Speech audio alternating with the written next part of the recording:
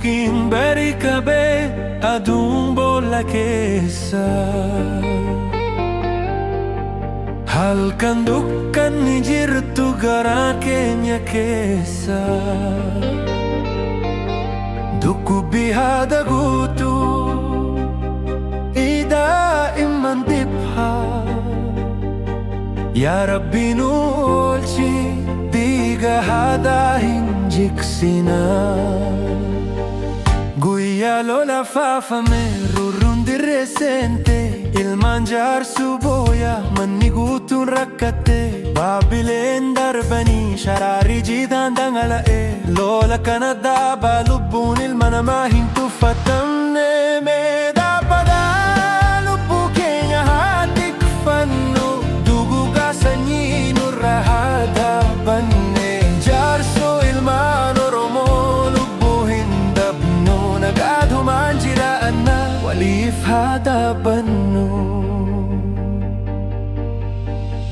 Hadarawa chisu ufatat diga jidu Manjauni jule lafti tenyan dibdu Karun tenya ittifufin sa boson nileni dagaa Yalami ko waliti hidada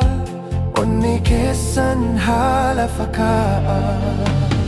Jarsun dinahin sodatu Garulo lan jalatu Bis jaddu fira Rurro jaddu dina Ilmi oromo hundu Lubbu wal kabaja Kabenya hadatik sadiga Daima hin bitin nesa Meda bada Lubbu kinya hadik fannu Tuguga sanyi nurrahada banne Jarsu ilman oromo Nagado manjirana walif hadapannu